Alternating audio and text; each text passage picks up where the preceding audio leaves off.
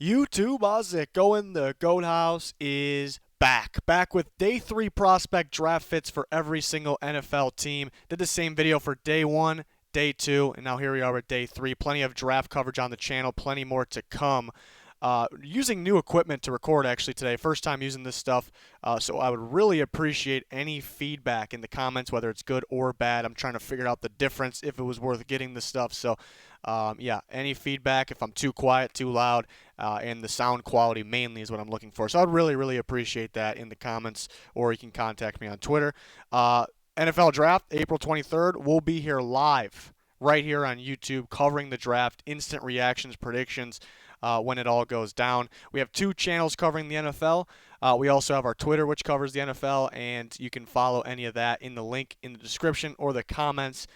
Fan voted mock draft going on Twitter at this moment. So go vote. We'll make a video on that when it's done. Yeah, any link you need, you'll find it down low, description and comments, as well as our podcast. 6 episodes out. We're on Apple and Spotify. Day 3 draft fits. Here we go. The Bengals, yes, sir, Durant from Missouri, I think is a really good one for the Bengals. You know, the Bengals, they still need multiple offensive linemen, but a big problem is for them. You know, it's great that Jonah Williams is coming back, but then there was kind of the question, will he play tackle? Will he play guard? And they're going to try him out at left tackle. And that's really not a big problem because, you know, he's a pretty solid prospect out of Alabama last year. But they do need interior starters right now. And then there's the question of, does Jonah Williams, if he gets hurt, or do they feel more comfortable in the future sliding him back inside? So that's why Durant makes a lot of sense, because he was a guy that played at a pretty solid level at tackle at Missouri, but because of his play, where his strengths are, and his body type mainly, he looks like a pretty solid guard at the next level here. So I think he'll be a guy that has a chance to play early on at guard, but he has that background to play tackle. And I think that's the type of players that some teams actually need, but that'll be great for the Bengals. And you see all these tackles that they have success at tackle, but their NFL body says guard, and they have so much success there. So those guys usually work out recently, actually. So that's the good thing about a guy like Durant. We got a couple of those guys. Maybe we'll talk about. The Redskins are next. KJ Hill from Ohio State. This one just makes a ton of sense. You know, they got just get the boys back together. Dwayne Haskins at quarterback. You got Terry McLaurin and KJ Hill.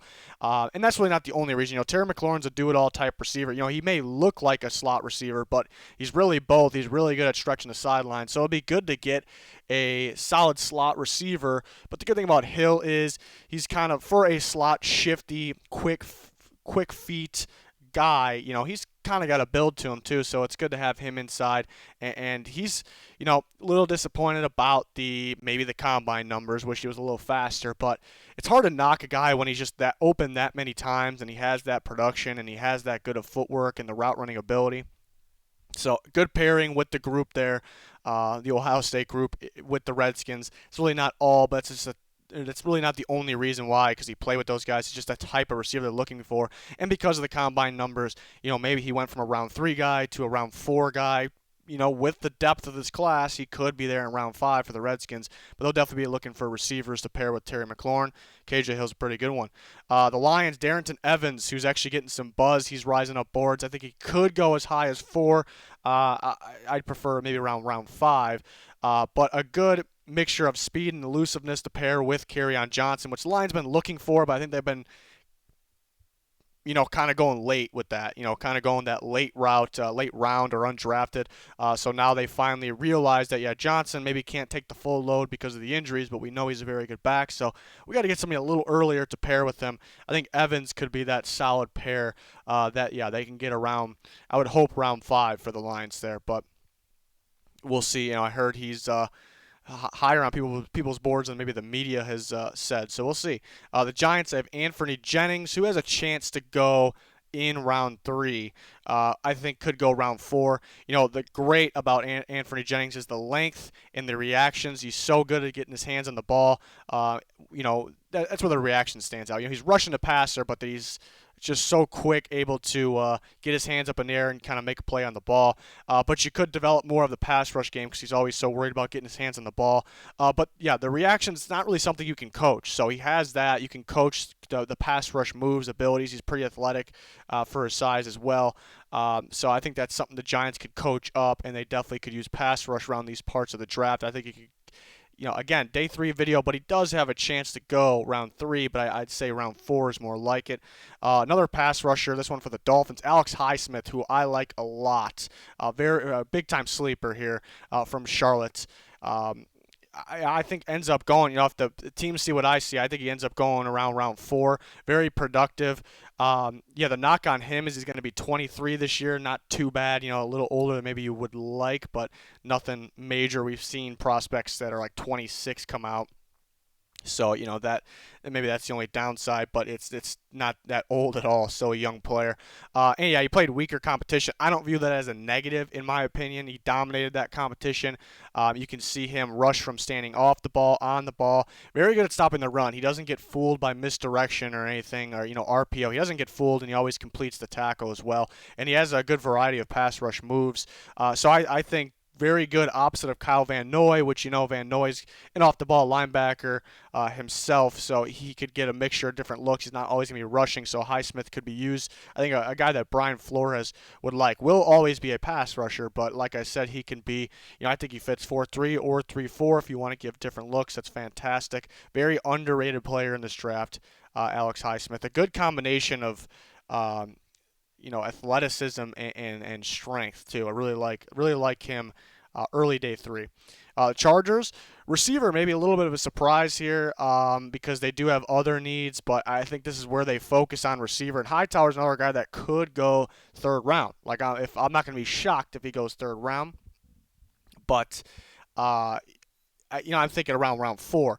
And why I like him so much with the Chargers is, they have the duo. They need a 3rd guy in there, very important in today's NFL. And I think it's a perfect fit with what they got because you have Keenan Allen who really does it all, but I think he dominates big time in the slot. But really could line up anywhere and do it all. Mike Williams is that outside receiver, contested catch, big body receiver, high point the ball. And now I think if they put another guy on the opposite side outside to have that home run ability, that downfield catch ability with some speed, athleticism, that's Hightower. And I think that is a perfect trio there and can make them that much more dangerous. Obviously, we'll need to find a QB, whether it's these last few guys in free agency or in the draft in the early rounds. But I would like a player like this. And this is where a lot of solid receivers are going to come off the board, and teams are going to be able to get that duo that they really want, or that in this case the trio, and that's in a great. They're in a great spot to do that, and I don't see why you would pass on that. I think I said this before. I think if a team goes out, leaves this draft without grabbing one of these receivers, I think they're a loser. I really in the draft, I really think so. You got to grab one of these receivers. It's like a different breed of guys. It's ridiculous. So this would be a good pairing, a good fit with what they got. The Panthers, a little bit of a wild card one. Josiah DEGUARA from Cincinnati, another one of my favorite players in the draft. No one's talking about this guy. You got your tight ends at the top. I think most people have Cole Kmet from Notre Dame. I have him number 1. I have Hunter Bryant too. I think most people are around those parts. After that, there's a mixture of guys you can throw in there, and everyone's talking about either Moss, either Trotman, maybe Harrison Bryant, Bryson Hopkins. There's a mixture of guys, and it's understandable, but what's not understandable is why DEGUARA is not in that conversation. For me, he is after the top couple guys. He really is because he can block at a very high level. He can run routes very, very well, and he can catch. He has that big play ability, but then kind of going back that he already has that blocking ability too. I think the reason why people are sleeping on him is because he's a little on the shorter side. Everyone loves these tight ends that are 6'5 plus. He's going to be around 6'3 maximum. But he's a big play guy, and it's interesting and why it's kind of a wild card fit here because the Panthers, you look at what the staff is they brought in.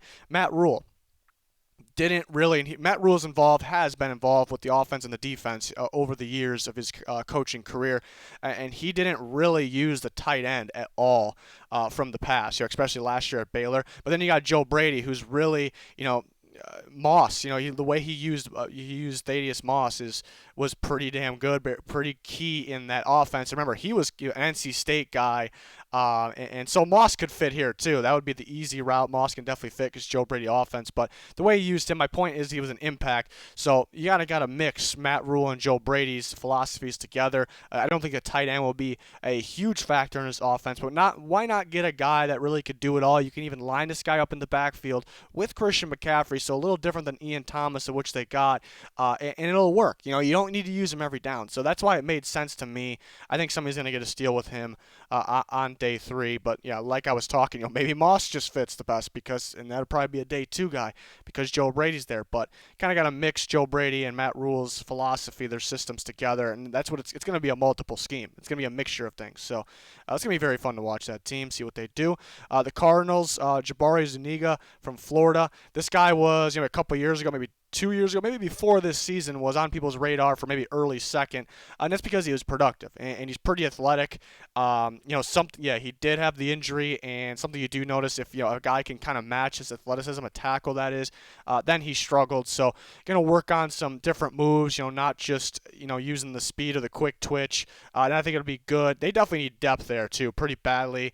We'll see what they decide to do with Hassan Reddick. I think the original staff kind of ruined him because I had him graded as a pretty good pass rusher coming out of Temple, and they moved him to inside, and they're kind of hinting at they kind of want to move him back, but they almost ruined that guy at this point. So we'll see what they do with him. Maybe he's some solid depth, but add this guy behind Chandler Jones and Kennard, learn a little bit. He has the upside. I think it'll be a round 4 guy. Wouldn't be shocked if it was round 5. Also wouldn't be shocked if it was 3, but I'd feel more comfortable with 4 or 5 here, and the Cardinals could definitely use the depth. Cardinals don't have a whole bunch of huge needs here. So that's why they can afford to do this in these rounds. The Jags, I really like this one actually. Keeping them in the state. Florida Gators, the Jacksonville Jaguars. That's not the reason at all why I did this, but it just happens to be interesting there. And we got 2 Florida guys in a row, I just noticed. But LaMichael Perine, I like. The Jags need a running back that can catch the ball at the backfield or downfield here. They don't need to spend they have a bunch of needs early on, bigger needs early on. So they don't need to spend an early pick on a running back. They do have Fournette, but really, I kind of get the feeling that Fournette could be that next big-time Jaguars player that could want out or be on his way out soon. So they could be looking for, I know they drafted Armstead last year. I'm not a huge fan. They definitely can get better. But Perine's a good mixture of strength and he doesn't have the greatest long speed, but he's faster on tape, I guess, than what we saw, with the numbers at the combine. But good mixture of strength and the big play ability to catch the ball out of the backfield. It's something they need even with Fournette, but it's somebody that could step up if Fournette does leave in the future. Yeah, Gardner Minshew threw to the running back a lot when he was at Washington State as well, a lot. And they had some good schemed up plays with that. I'm not saying it was like checkdowns or everybody has checkdowns, but there was some good plays with that. So they needed a guy around these parts of the draft, maybe even earlier, perhaps, that could help them in that way for sure. The Browns, I really like this one. I like this fit a lot. This is probably a later day 3 guy. I mean, it wouldn't shock me if he went as high as round 5 because the upside. I mean, this is ultimate upside here with James Smith-Williams from NC State, but could go round 6. But why he has tremendous upside and why he's going to drop a little bit, because the talent's really not all there. If you remember him from the combine, he ran extremely well, and you want to see if it matches up on tape, and let me tell you, it does. This guy's a freak. He's very fast, very quick twitched. The problem with him is it doesn't really have control of his body, it seems like. Kind of overextends when going to make a tackle. That's kind of one thing. But why he has the upsides, because and he doesn't have really the pass rush moves yet either, so they need to develop that. But why he has the upside is because he has all that freakish speed and gifted ability. He can still develop some things that can make him pretty scary. And also, NC State gave a lot of different looks. I caught him on tape at 3-4 end a lot, and he's a 4-3 end in my opinion, or even a 3-4 outside linebacker. So I didn't really agree with NC State's scheme there or how they use their best players. But I think the Browns, they got Myles Garrett, and Olivier Vernon, who's kind of on the going down a little bit, declining a little bit. So they're going to need a replacement in the near future for him. And I think just learning behind those guys and the upside, I think they can afford to do something like this because this guy is pretty freaky. He's not going to be the best player right away. But he has the upside, let me tell you. The Jets, Cameron Dantzler, somebody's going to take a chance on Cameron Dantzler, but I do think he ends up going day 3, and that's because of the 40-yard dash in the combine. Some people Don't like when people overreact from combine numbers. I wouldn't agree saying like the fastest play. Yeah, I don't like when people run a 4.2 and everyone's like, okay, this guy's the next best player. That's not how things work. But when you look at the corner specifically or the receiver position, when a guy runs in the 4.6s, the past really shows like that it really doesn't work out, especially for corner. I mean, look at the guys that ran 4.6s or worse. Maybe they don't even get a chance. Maybe that's what it is. But really, there's like none of them working out at all, like at the next level. And then teams will drop because of that. Maybe they don't want to give him a chance because of that, because the speed matters here. The top speed in the combine doesn't mean you're the best, but if you're on the slower side, it's a little concerning. So he will drop, but I mean, let me say his tape is fantastic. I mean, his numbers on the field, I think he led up like 14 receptions this year, which is ridiculous. He played against SEC competition, held his own against LSU in that ridiculous offense. So he has the talent, but the speed is still concerning whether you like it or not. He looks a little faster on tape, so that's good. I think a team like the Jets with that young, really solid defense that they're building and the safety duo they have, Jamal Adams being back there, I think they can afford to, make a pick like this, and they get better with a guy like Cameron Dantzler. So, I don't remember a 40 that I was really like sad about. Like it's pretty sad because you love his game so much, you love his tape so much, and that's the most important, and I stick by that. It's just, but what that 40 at the cornerback position says and what it's shown and what it's proven over the years makes it, it hurts a little bit, it stings a little bit. So, but still a really good corner. Like, he has the technique. Wish it was a little more. That's kind of the thing too, because you wish you had a little more thickness to him, a little more build.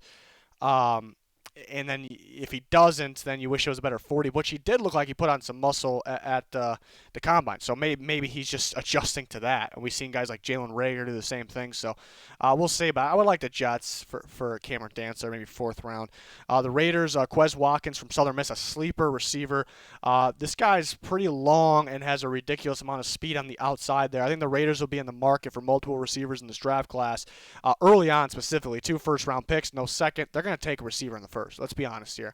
And what they're going to be looking at and what the talent is at the top is the guy that can do it all. And that's kind of really the top 3 receivers, which they're in the market for, and why they need that kind of to pair with Tyrell Williams there. They really need a number 1, a true number 1.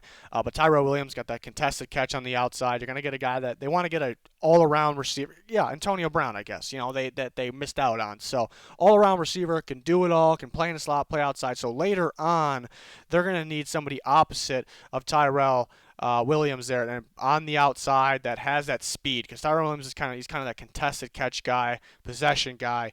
They need somebody with the long speed on the outside. So I think a guy like QUEZ Watkins from Southern Miss, who is very underrated, is definitely an option. Definitely a type of guy they're looking for. So maybe not specifically him, but I think that's a good type of receiver. That could be their 2nd or 3rd receiver drafted in this class, actually. The Colts are next. Albert O from Missouri, I think, is a pretty good fit here with Jack Doyle. His strengths are sideline catches, mainly in the red zone. I think that's exactly what they wanted from Ebron, exactly what they're looking for from Doyle. Doyle does a lot of blocking, and then just a lot of quick outs and just underneath stuff, which he can do more than that, but that's where his strengths are. So get a guy that can control the sideline and get that jump ball in the red zone. Big difference in tape with Albert O when he was with Drew Lock. He made some big plays, and the quarterback play went down without that. So having Phillip Rivers here is great. I think a guy like Hunter Bryant could be great for the Colts too, but they would have to spend a round 2 pick on him. So this is a guy they probably can get in round 5 that I think would be a perfect fit, because they're still in the market for a 2nd tight end, and they're going to try to get out of him what they wanted in Ebron and what they got at sometimes, actually. The Buccaneers, another receiver, James Proche from SMU, a big-time sleeper. This guy's got all kinds of production, and he's a big-time player, too. And the Buccaneers, I mean, I had a fit of them with Henry Ruggs, too, in the 1st round, and I'm not saying they're going to get him. Chances are maybe they don't get him. But I think it's important to get multiple receivers. I think it's important to find that big-time 3rd receiver. And I think why Proche makes a lot of sense, too, is he can do it all. You see 2018, he dominates in the slot, and in 2019, he dominates outside, but did a good amount of both, like was pretty close to 50-50 both seasons on if he was slot or outside. Sure thing hands, great big play, home run ability. So you got Mike Evans, who's outside. Chris Godwin's kind of that new school slot, and he dominated in the slot, but he's a bigger body receiver that he can play in the outside. You don't want to stick Chris Godwin in the slot only. So getting a big play guy for Tom Brady with Mike Evans, Chris Godwin, that can play both. He can play both. He looks like a slot receiver, but he has great ability down the sideline. I think that makes a ton of sense. They don't have much receivers after their two. There's some younger guys they got. I wasn't thrilled with them recently. So they definitely need multiple receivers. Prochet would be perfect for that offense. And then we got the Broncos, SHAQ Quarterman, which, you look at the Broncos' top needs, it's probably receiver, and it's probably corner, and it's probably another offensive lineman for the future, possibly, or right away if they can plug him at left tackle. And then linebacker maybe would come next to pair with A.J. Johnson for the future. I'm not a fan of just drafting off need down the list. I think it's pretty ridiculous. But I think more than likely a linebacker will be used early day 3, possibly. I think Quarterman could be a round 5 guy. At one point we were talking about him, a couple of years ago, late first, early second. So he has it in him. Miami just kind of went really downhill, so it doesn't really help some of the good players there. But Quarterman just seems, he's going to fill the gaps. He'll hit you too, and I think it just seems like a Fangio type guy. I wish there was a little more athleticism there maybe, but I think a good pairing with A.J. Johnson there in the middle and a guy they can take in day 3, possibly round 5, like I said. The Falcons is another one of those wild cards because this is kind of me thinking the Falcons could switch to a 3-4. There's nothing really keeping them to a 4-3. They need some change on defense, and they get Dante Fowler, who struggled a little bit in the 4-3. He was very young when the Jags drafted him, and it didn't really work out. Wasn't terrible, obviously, nowhere near that, but just didn't really work out. And then goes to a 3-4, and he was a pretty damn good football player the last couple of years for the Rams in the 3-4. And the Falcons are kind of building that pass rush around him. He's kind of that feature guy. He's the best pass rusher they had in a long, long time. So, I think that's the key. And James Lynch, to me, is going to be a really good 3-4 end. And if the Falcons are switching to that, or maybe even hybrid looks, different looks, they're going to need a 3-4 end pretty bad. Grady Jarrett will play, he won't play the end spot. He'll move around the D tackle. He's a freak guy, so he can play the nose tackle as well if you really need him to on passing downs. But James Lynch would be a good fit 3-4 end, which they would desperately need if they are making that switch, which I think they should. I think there's some things telling me that they will. So we'll see.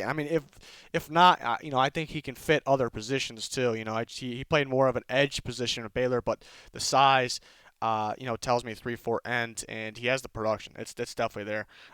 Cowboys here go at receiver Lynn Bowden from Kentucky. Freak athlete here. I'm disappointed we didn't get to see him run at the combine. But this is kind of what the Cowboys need. They need more receivers for Mike McCarthy's offense. That's one. But number 2, you got Amari Cooper. You got Michael Gallup, and then you got pretty much a hole there, in my opinion. So you kind of get a mixture of Randall Cobb, Tavon Austin replacement here with Bowden. You kind of need that speed guy that you can get the screen pass to, but also can create separation downfield. And my favorite things about Lynn Bowden is, exciting player, electrifying player, but he has the vision of like an elite running back. It's crazy. He just sees everything throughout the field. I shouldn't say an elite running back because, elite running back vision is, right when he gets the ball out of the backfield.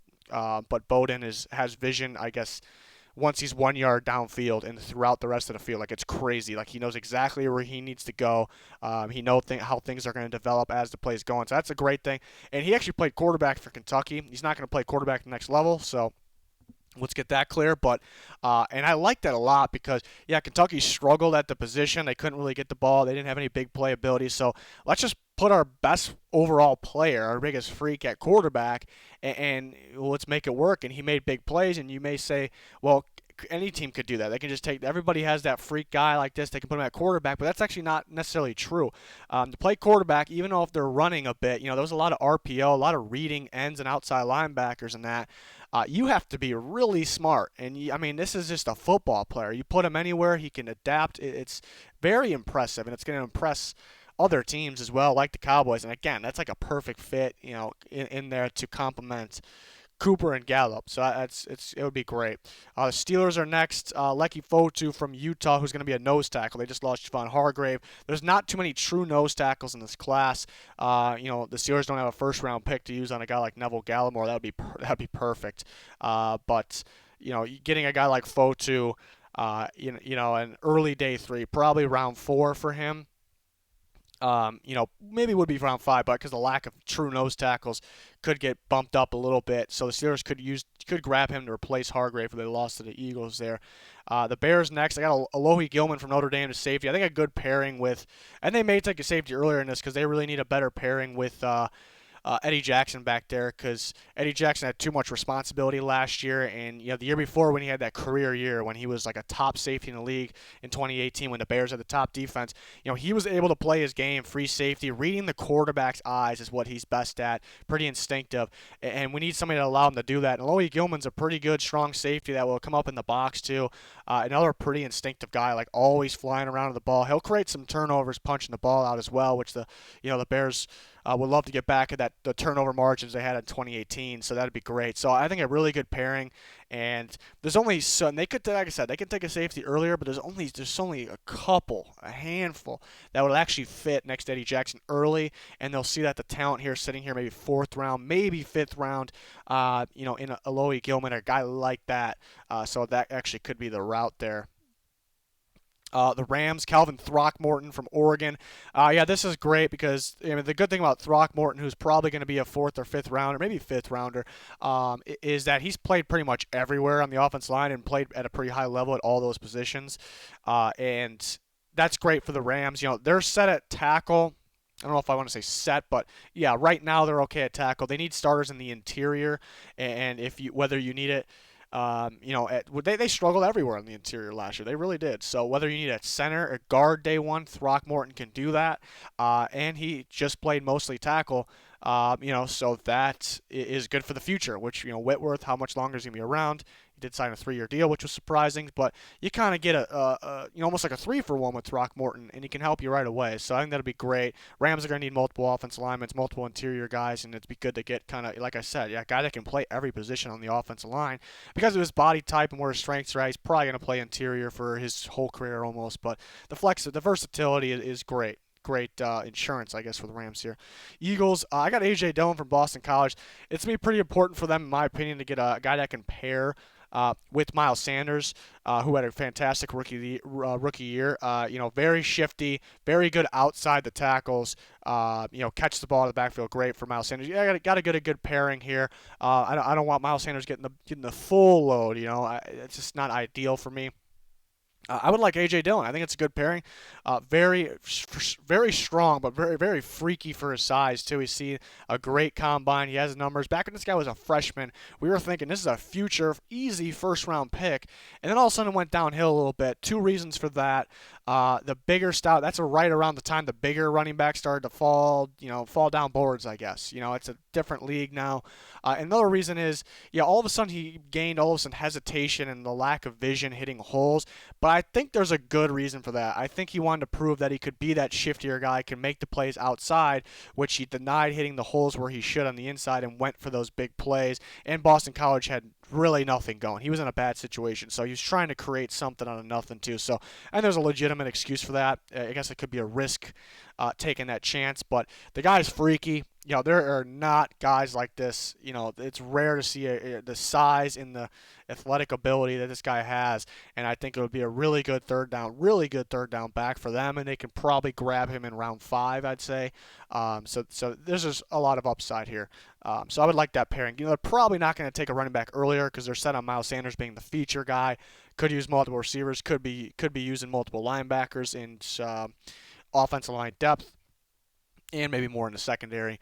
That would be a great, later rounds there for A.J. Dillon to the Eagles. The Bills, Antonio Gandy Golden from Liberty, another receiver here, and people raving about the trio for the Bills. The trio's solid. They add Diggs, obviously.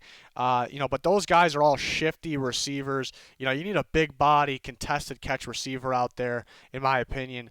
And then having that as kind of your receiver, what I would think 3, honestly, but probably 4 right away, would be fantastic. Just kind of complete the puzzle. Complete the puzzle of the type of the receivers that you have to complete this one, great unit of receivers. So Gandy Golden, yeah, great contested catchability. It's crazy because his positive and negative could be the same thing, if that makes any sense at all. Because tracking the ball, like, he has the great moments of tracking the ball, making contested catch, and he has the moments where he kind of loses the ball and he puts himself in a awkward position, and sometimes he'll still make the catch because, great hands and great big playability there. But yeah, that's the only downside. Yeah, I think you wish he was a little faster, but I mean, this guy's a big dude, so he plays a little faster than he ran on the field too. The Patriots, Nate Stanley from Iowa, which I think is a late round quarterback. I just like to fit with the Patriots. Iowa already play with that pro style offense, so he's already familiar. He'll already be familiar. Maybe one of the more pro-ready quarterbacks, really, just because of that. Just not a lot of big playability. And then you look at Iowa's offense, so there's really not a big amount of big playability around him. They lost both their tight ends last year. They really didn't have a whole bunch at the receiver position either. So I think with the right team, right coaching here, I think he almost can step in and play right away. He's not super high on my board or anything. He's going to be a late round guy. I just one of those things you can picture, him almost stepping in early on in his career with the Patriots and, helping the team for sure. So that could be a guy they target late. They very well could roll with Stidham, which I'm fine with. I was higher on Stidham than most last year. The Saints next, and I got Tyler Johnson, who, I view as a round 2 guy. And I know most of you probably do, but from what it sounds like, this guy's probably going around round 4, which is crazy. And I just really love I've been talking about a lot throughout this video, just the completing that trio of receivers to just make this mega unit, and just have every trait across the board. And that's, starts with Michael Thomas, who has every trait across the board pretty much. I mean, his strength is contested catch, I'd say, and underrated in terms of his footwork. And then you got Emmanuel Sanders, who, he can line up anywhere, but I like him down the sideline, stretching the field out a little bit. And Tyler Johnson's got the body of an outside, a red zone outside receiver, which he can help them with, but he was very, very dominant in the slot and over the middle of the field, catching the ball, we'll say 5 to 12 yards downfield. So I think it's just perfect in terms of the traits across the board, the body types across the board, and what their abilities are. I think that just makes one of the better trios in football. So if he slips, a little bit, I think the Saints would like him as a fit very much. The Vikings, I got Reggie Robinson from Tulsa, one of my sleepers of the draft. Could possibly be, he's not really getting talked there, but I think could really be a 4th-round pick. I mean, this guy is an absolute freak. The size and the athleticism is rare that you see this. Like, I don't know if you combined, take, obviously the tape, the talent matters, which he is very talented, but if you combine the size, the physicality, the size, the athleticism, the first guy that comes to my mind in this draft class is Reggie Robinson. So the upside is there, kind of fits that profile what the Vikings could be looking for, kind of that younger Xavier Rhodes type player. Xavier Rhodes was a elite corner at one point. He was a first-round prospect, so poor man's, I guess we would say. And the reason Rhodes started to, I think, fall apart a little bit, he lost a step. Like, he lost quite a bit of athleticism, speed. So kind of getting younger in that position. Who they have now, Mike Hughes is that athletic, very quick ball attacker, I guess. But a little on the shorter side. Holton Hill's a mixture of things. So then getting that physical, but still fits the athletic profile, I think will be ideal for the Vikings, and they could be in the market for multiple corners. So the upside is tremendous on Reggie Robinson. He's not getting talked about enough. One of my sleepers in this draft class for sure, and the Vikings could definitely be interested in him. The Texans, Isaiah Hodgins, got a lot of receivers, and it just shows in this video, and it just shows the talent of the receivers throughout this whole draft. The Texans, I think they'll be in the market very early on. They don't have a first-round pick. They got 2 2s. But I think they'll be in the market for a receiver that they know that works in their offense early on, which is similar to that Will Fuller type receiver, that speed, big playability, can get open anywhere on the field. That's what they're going to be looking for first because that's the bigger play guy. That's what they know works. It's also the safer pick. It's going to make them better. But even with DeAndre Hopkins, they needed another receiver like that. So that kind of fills that spot. Now you lost DeAndre Hopkins, you still need another receiver. So kind of pairing with those guys that they have, Will Fuller and who they take early, the big body, contested catch, great hands receiver, and that's Isaiah Hodgins. Sure-handed, yeah, Jump ball, ridiculous. Very good in the red zone. You're going to be lacking that red zone play, I think, until you get a guy like this. So this is a perfect target for what they're going to need here. I think it had to be. It's so tough to say where some of these receivers will go, because some of them getting drafted at one point and teams feeling the need and not wanting to take more receivers will drop some back. Hodgins is fourth round guy in my opinion, but he very well could be there in round 5. So we'll see. That's gonna be interesting. The Seahawks, Kevin Dotson, Louisiana Lafayette, who actually has a couple pretty solid offensive linemen in this draft class. But Dotson's probably going to be round 4, maybe round 5 guy here. Seattle's going to need to grab multiple offensive linemen in this draft, specifically multiple interior offensive linemen. Whether you want to put B.J. Finney in the center, at the center position, the guard position, you're going to find another one early on that can play one or the other or both. Maybe we talked about a Cesar Ruiz being a good fit because he can play both. Probably be their center. But then you're going to need another one probably. DJ Fluker really went downhill last year, so he can be on a short leash, I guess. And then Dotson could be that guy that can play early on in his career there at that guard position. So that's why I would like him very much for the Seahawks down the road here, because they're going to take an interior guy earlier and then a solid that can play potentially early on guy early day 3. That's what Dotson is there. The Ravens, JACOB Phillips, who is underrated probably because of Patrick Queen. It's Patrick Queen's fault. Or just, I guess we can sit here and talk about Grant Delp, but we can sit here and talk about Christian Fulton, even guys that aren't even in the draft like Derek Stingley, but then you got guys like Clavon Chaisson, Rashard Lawrence. But mainly Patrick Queen. You turn on the tape, you watch the linebackers, you're watching Patrick Queen, but if you notice JACOB Phillips, he can play. The guy can play. He's all over the field, very rangy, stuffing gaps. And the Ravens definitely can use an inside linebacker. They can use multiple of them. They could take one early, and they'll probably take one around here. They really could use a starter or two there. They're probably going to grab one day one starter in the inside linebacker position and another guy for depth of rotation. But Phillips would fit there in Martindale's scheme, and he's very underrated. I think he should go round 4. Wouldn't shock me if he went round 3 because he's very talented. So who knows? Maybe they can end up with both Queen and Phillips. That'd be pretty ridiculous. The Titans are next. One Anthony McFarland, who I'm higher on than most. You look at the vision's the number one trait, and it's hard to judge, I guess.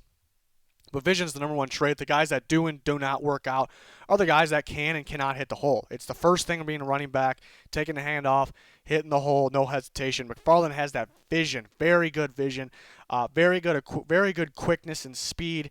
I think he ran 4.4s at the combine. He looks like 4.3s on tape. Home run ability. Reminds me of Dalvin Cook a little bit. He's going to have less strength, more speed, but pretty close in both of those categories, which is pretty ridiculous. The Titans need the guy with Derrick Henry. They need a Dion Lewis replacement. They need a speed guy that can also catch the ball and have that home run ability on the outside. That's what they wanted with Dion Lewis.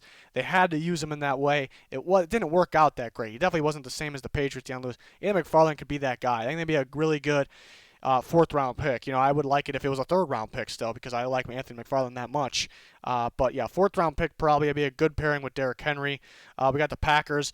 Evan Weaver from California. So the Packers, they're going to go in the draft. They're going to be looking for receiver, inside linebacker, defensive line, tight end possibly, maybe another receiver. But yeah, linebacker-wise, this is going to be probably around 4 or 5 guy for them. And, their problem right now is that, once a run gets by Kenny Clark, which he's a dominant player, but you can't expect him to make the play every time. Their running game, their run-stopping game isn't too good. It hasn't been that great. We see the Niners beat them on it. They just game plan on getting around Kenny Clark from the nose there. But Evan Weaver is, he's a really good run stopper. So that'll help there.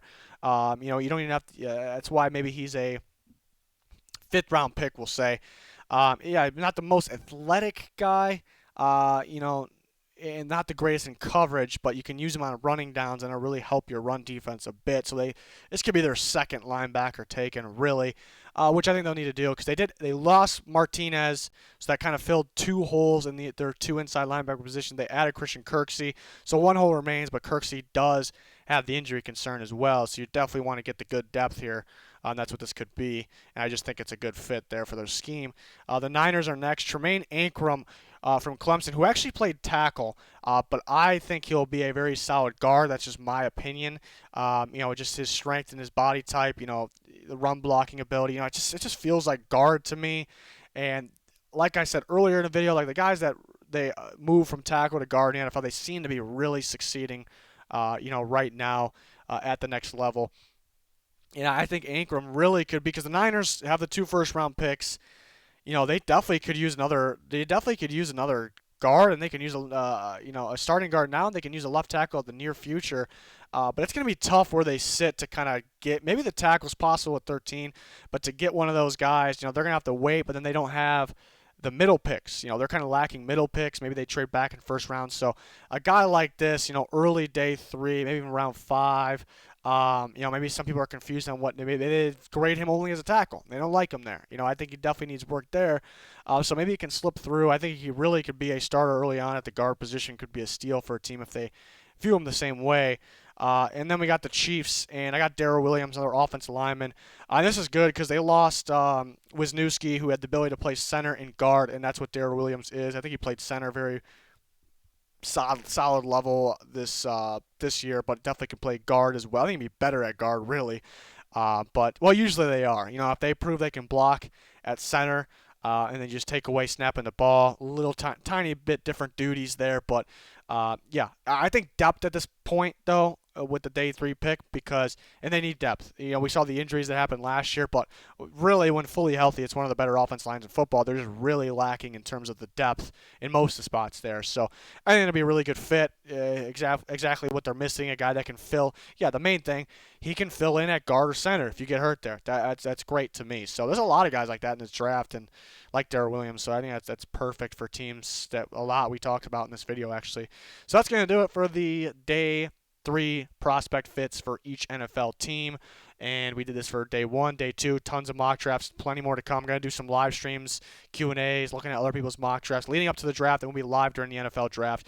Again, I said in the beginning of the video, I'm using new equipment to record right now. Anybody want to leave me feedback, whether it's good or bad, I would really, really appreciate that in the comments, or if you contact me through Twitter. Trying to figure these things out. But that's going to do it. Thanks for watching. Goodbye.